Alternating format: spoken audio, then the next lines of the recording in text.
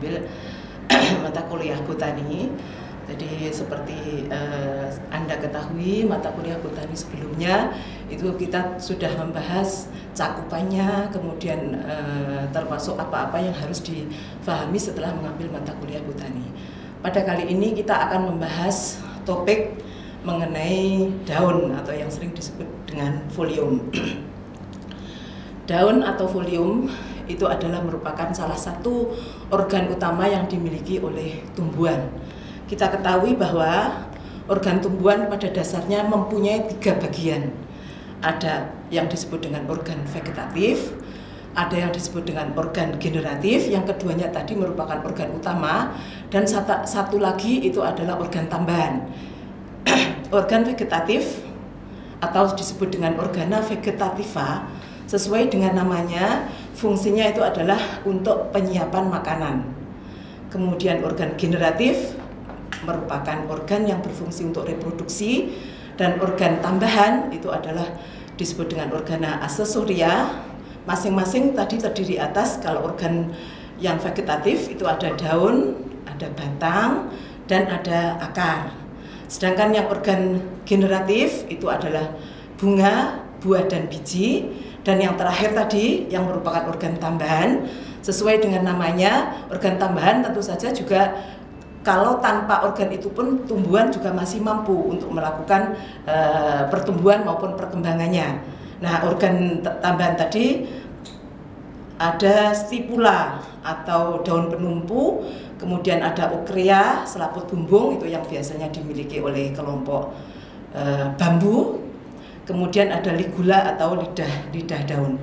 Nah, yang pertama di sini mengenai daun, di saudara Tanti kalau sesudah mengambil topik ini, saudara harus bisa menjelaskan dengan jelas apa itu karakteristik daun, baik mengenai struktur daun dan fungsi daun, bagian-bagian daun, bentuk daun, baik dari helaian, basalnya, apek atau ujungnya, tepi atau margo maupun pertulangan daun. Kemudian juga bisa membedakan antara daun tunggal dan daun majemuk. Yang terakhir itu adalah mengenai duduk daun pada batang atau disebut dengan filotaksis. Nah, daun itu sendiri biasanya terdapat pada batang. Kemudian tempat melekatnya daun itu disebut dengan buku-buku atau nodus. Jadi di sana bisa sudah lihat pada gambarnya. Kemudian di antara duduknya daun dengan bagian batang itu ada bagian yang disebut dengan ketiak atau aksila. Nah, di sini juga digambarkan kalau kita menyebutkan daun itu ada bagian yang ditanda ini, itu adalah merupakan satu bagian daun. Nah, berikutnya mengenai struktur morfologi dan fungsi daun. Jadi daun itu pada dasarnya bentuknya hijau walaupun ada gradasi. Jadi kadang-kadang hijau banget, agak hijau atau hijau kemerahan gitu. Tetapi pada dasarnya adalah bentuknya hijau. Kemudian bentuknya juga tipis seperti halnya tadi warna. Di sini pun juga ada yang agak tebal, berdaging dan lain sebagainya.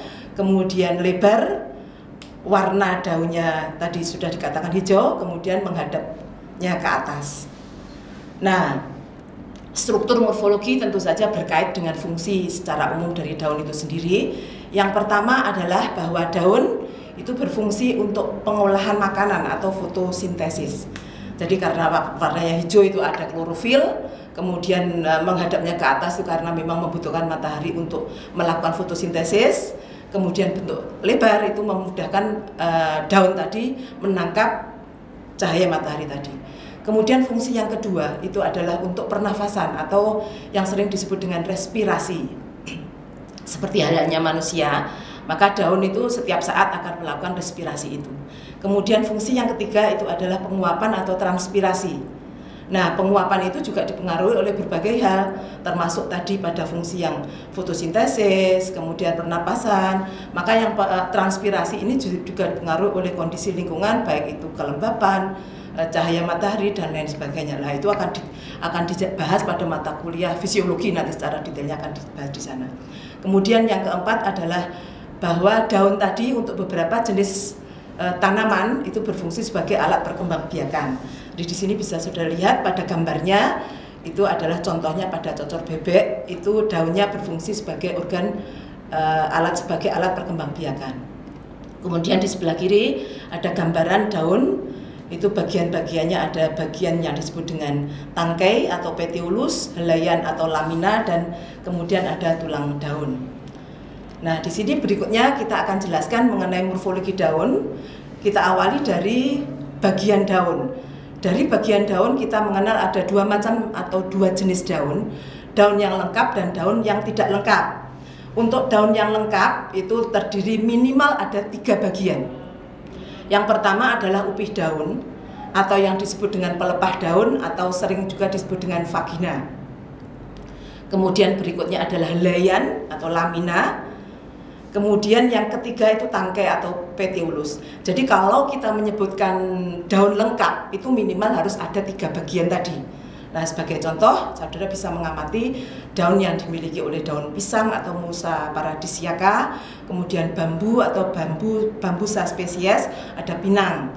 Kemudian yang lain, kalau daun tadi tidak memiliki 1 atau lebih bagian yang sudah saya sebutkan tadi, disebut dengan daun yang tidak lengkap. Kita kenal adanya daun yang bertangkai, misalnya nangka, mangga. Kemudian ada daun yang berupih, ada daun jagung, ada padi, kemudian daun duduk atau sesilis. Misalnya biduri, tempuyung. Kalau biduri itu sering dijumpai di laut, mungkin saudara semua sudah pernah lihat itu ya.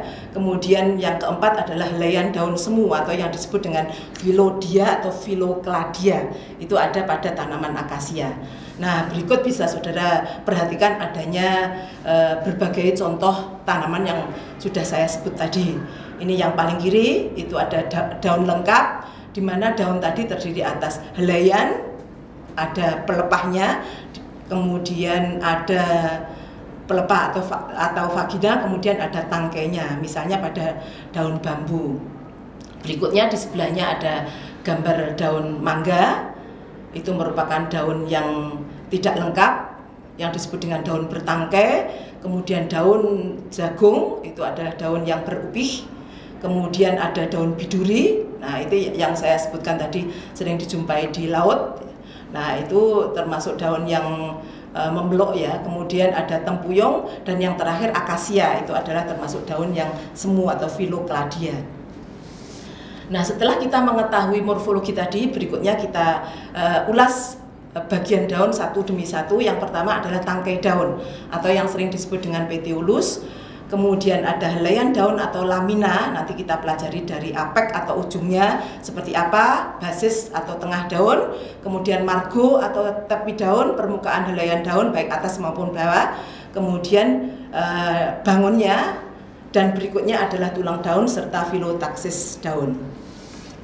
Yang pertama mengenai tangkai daun atau yang disebut dengan petiolus atau mesopodium. Ini umumnya berbentuk silinder. Ya, seperti kita ketahui semua, pada dasarnya memang tangkai itu berbentuk silinder. Sisi atasnya biasanya agak pipih dan menebal pada pangkalnya. Nah, berdasarkan penampang melintangnya, jadi kalau kita iris tadi petiolus atau tangkainya tadi, maka akan kita dapatkan beberapa bentuk tangkai daun tadi. Yang pertama, kita jumpai ada kalanya tangkai tadi itu bulat dan berongga.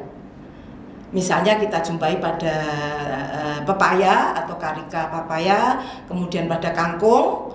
Nah, berikutnya tangkai daun tadi bentuknya pipih dan tepinya melebar atau bersayap. Misalnya pada jeruk, Citrus sp.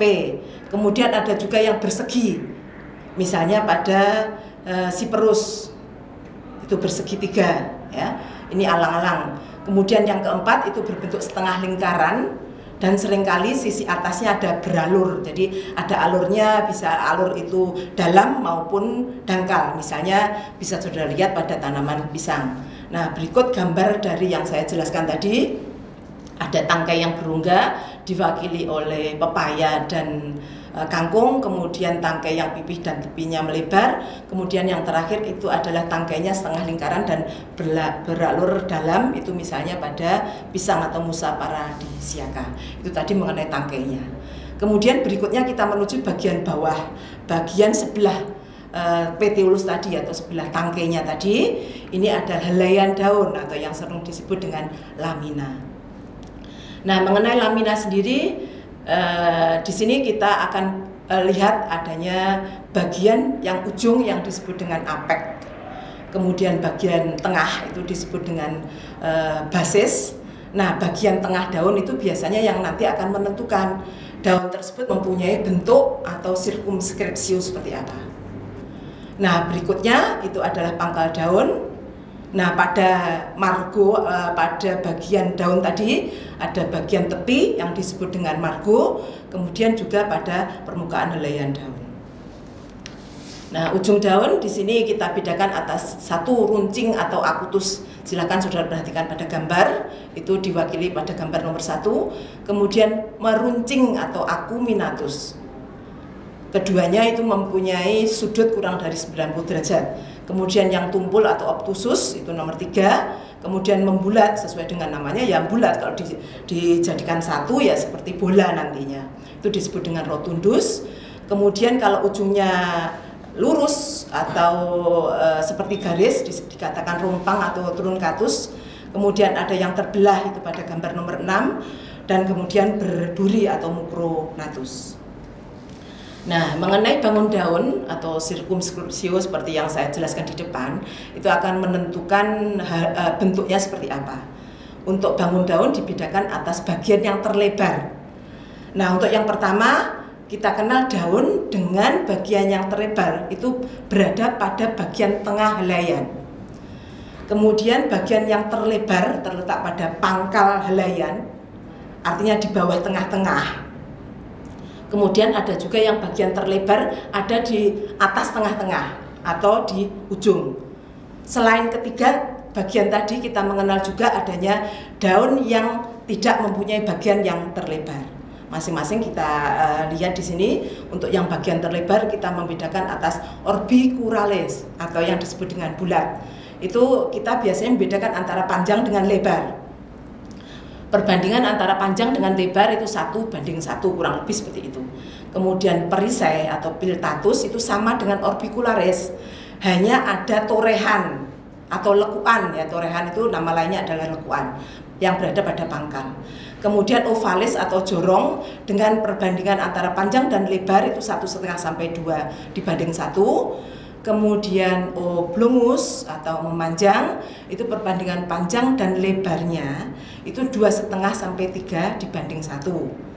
Kemudian yang terakhir itu ada lanceolatus atau yang sering disebut daun dengan bangun lancet, itu perbandingan antara panjang dan lebarnya itu 3 sampai 5 dibanding 1. Nah, ini saya berikan satu contoh supaya saudara gampang untuk memahami apa yang sudah dijelaskan di depan. Di sini adalah yang pertama, ini gambaran bagian terlebar ada di tengah-tengah helaian daun. Itu yang daun bulat itu ada pada tanaman pagagan. Bisa saudara lihat di sana bentuknya seperti apa. Perisai itu dengan ujungnya yang bertoreh itu misalnya pada teratai. Kemudian yang jorong itu pada nangka. Kemudian memanjang itu bentuknya seperti itu. Kemudian lancet itu bisa saudara lihat di sana dengan perbandingan panjang lebar tadi 3,5 sampai 5 dibanding 1. Nah, berikutnya kalau tadi kita kenal adanya bagian terlebar itu di tengah-tengah, maka di sini adalah di pangkal helaian, jadi di bawah tengah-tengah. Kita membedakan atas 2 macam. Yang pertama adalah pangkal yang tidak bertoreh. Bisa saudara lihat pada gambar, kita mengenal ada yang disebut dengan bulat telur. Nah, gambarnya pada gambar A atau ovatus. Jadi kata ovum, kalau telur itu kan namanya ovum ya, sehingga di sini nama ilmiahnya bulat telur itu juga dikatakan sebagai bentuk ovatus. Kemudian yang ketiga itu adalah bangun segitiga atau triangularis. Kemudian yang di C itu bagian delta, dari kata delta sehingga di sini disebut juga deltoideus. Kemudian yang terakhir untuk pangkal yang tidak bertoreh tadi ada yang berbentuk belah ketupat. Nah, untuk berikutnya apabila bagian yang terlebar di pangkal helaian tadi itu bertoreh, kita membedakan atas chordatus itu pada yang A, gambar di bawah. itu adalah seperti jantung. Jantung itu nama ilmiahnya kan cor ya, sehingga namanya disebut dengan chordatus. Kemudian ginjal itu reniformis, jadi bentuknya pun juga seperti ginjal. Ren itu dari kata ginjal. Ya, kemudian yang terakhir itu adalah sagittatus atau anak panah. Nah, berikutnya adalah bagian yang terlebar ada pada ujung. Jadi artinya ada berada di atas tengah-tengah. Nah, kita lihat di sini yang pertama adalah pada daun sawo. Nah, saudara bisa melihat di jalan-jalan itu daun sawo seperti apa. Itu bulat telur sungsang atau terbalik sebetulnya ya. Sungsang itu bisa dikatakan bulat telur terbalik atau obovatus. Kemudian berikutnya ada jantung terbalik, chordatus. Kemudian ada segitiga ada spatel atau sudip atau spatulatus. Jadi diwakili oleh adanya daun calincing, daun semanggi itu untuk segitiga terbalik. Kemudian ada sudip itu adalah daun lobak. Kemudian yang terakhir itu tidak ada bagian yang terlebar. Ya, jadi di sini kita kenal ada bangun yang garis yang disebut dengan linearis. Bisa saudara lihat gambarnya, saya kira memahaminya cukup jelas. Kemudian ada bangun pita, di sebelahnya bangun pedang atau ensiformis, bangun paku atau subulatus, dan bangun jarum atau acerosus.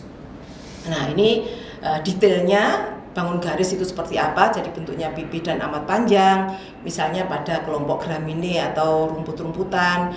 Bangun pita atau legulatus itu serupa daun garis tapi agak panjang, misalnya pada sea mais atau jagung.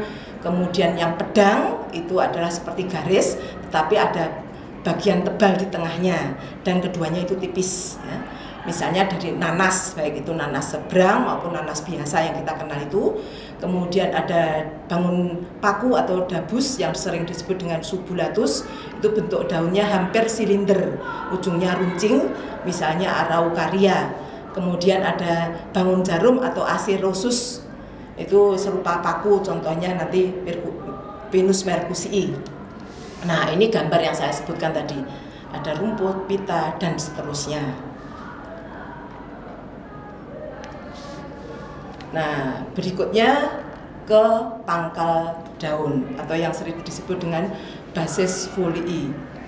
Untuk pangkal daun seperti halnya pada ujung daun tadi, kita juga mengenal ada pangkal daun yang runcing.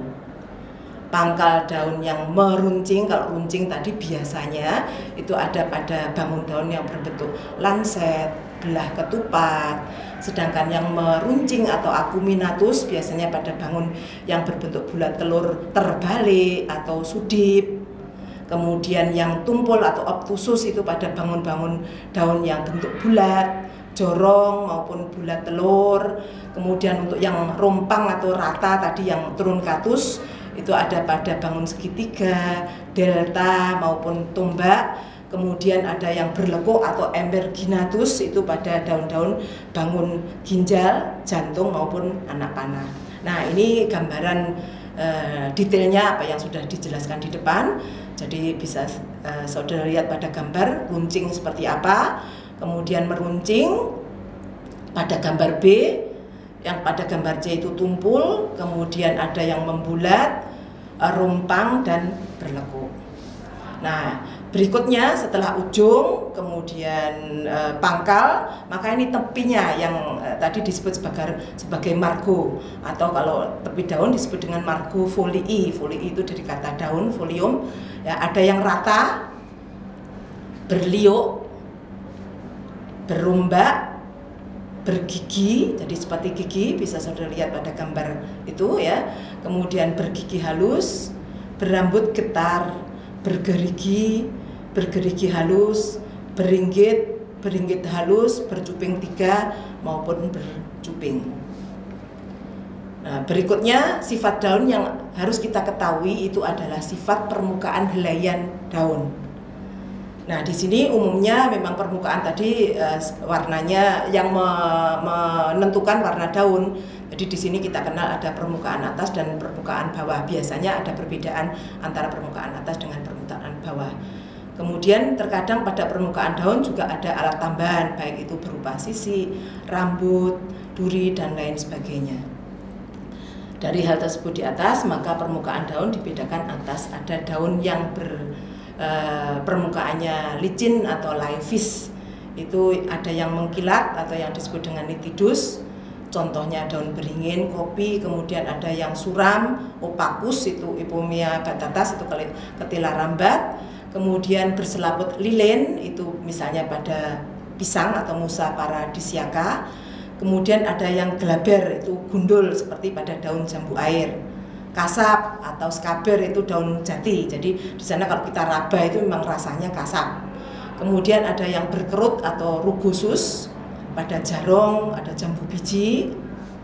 Kemudian berbingkul-bingkul, itu misalnya pada tanaman air mata pengantin. Jadi ini biasanya banyak dijumpai di pagar-pagar itu. Kemudian ada yang berbulu atau pilosus, misalnya pada tanaman tembakau atau Nicotiana tabacum. Berbulu halus dan rapat atau filosus, berbulu kasar atau hispidus, dan bersisik atau lipidus.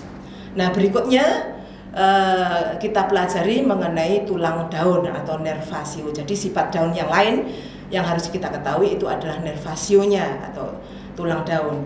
Bagian tulang daun itu ada ibu tulang daun atau yang sering disebut dengan costa, tulang daun atau nervus lateralis, dan urat daun atau vena.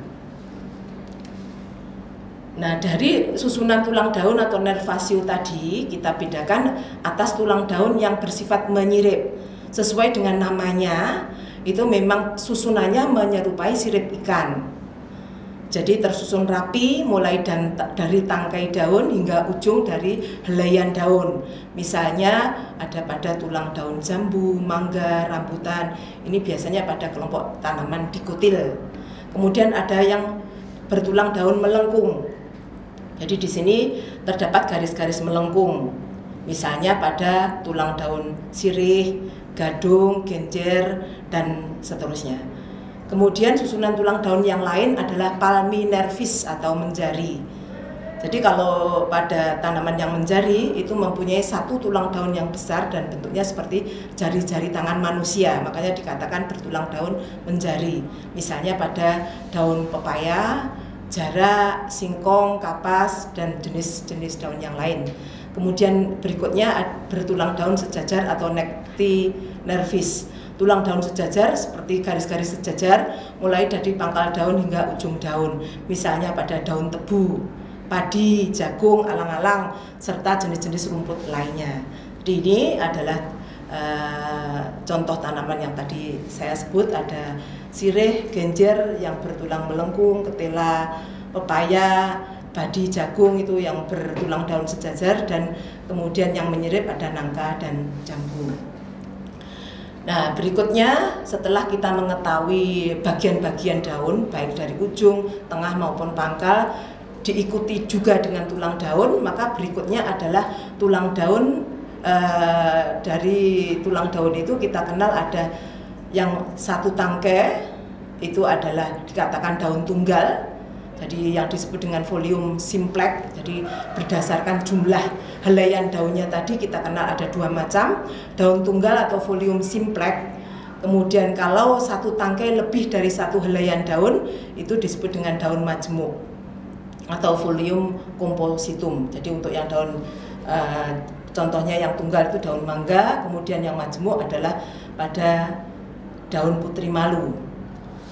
Nah, untuk yang bagian daun tadi, ini ada bagian yang disebut dengan ibu tangkai daun. Jadi ini bagian daun majemuk ya, maksudnya seperti itu, yang disebut dengan petiolus communis atau pedunculus communis. Kemudian tangkai anak daun itu disebut dengan petiolus. Kalau tunggal tadi namanya tangkai daun saja, namanya petiolus. Kalau pada daun majemuk namanya tangkai anak daun atau petiolus. Kemudian ada anak daun atau foliolum gitu. Jadi ini bagian-bagian dari daun majemuk. Nah, berikutnya ini adalah filotaksis yang merupakan sifat daun yang terakhir, itu adalah bagaimana letak daunnya pada batang itu. Jadi di sini filotaksis itu maksudnya tata letak daun pada batang. Jadi pada tata letaknya tadi kita kenal adanya suatu nodus, jadi tempat melekatnya daun pada batang. kemudian ada internodium atau internodus yang disebut dengan ruas, itu adalah antara dua nodusnya tadi. Kemudian macamnya itu ada yang satu nodus dengan satu daun dikatakan sebagai folia sparsa atau disebut dengan daun yang tersebar. Jadi nanti daun yang tersebar itu sebetulnya saudara bisa kembangkan, belajar lebih jauh itu bentuk bagan duduk daun, tapi di botani tidak dijelaskan itu secara detail, jadi silahkan saudara belajar sendiri. Kemudian berikutnya adalah satu nodus dengan dua duduk daun yang berhadapan, jadi pada gambar yang tengah yang disebut dengan folia opposita. Kemudian satu daun lebih dari dua helaian atau dua daun, satu nodus maksudnya, jadi ada lebih dari dua daun yang disebut dengan folia verticillata, yang disebut dengan duduk daunnya berkarang atau berada dalam lingkaran. Untuk daun yang berkarang tadi seringkali juga disebut dengan roset, artinya adalah karangan. Itu daun mengumpul pada tempat tertentu, baik itu pada batang, dikatakan roset batang, misalnya pada kelapa, dan kemudian roset akar misalnya pada tapak liman. Jadi itu daunnya itu berada pada akar. Terima kasih, saya kira itu materi kita hari ini. Sampai ketemu pada pertemuan yang akan datang. Assalamualaikum warahmatullahi wabarakatuh.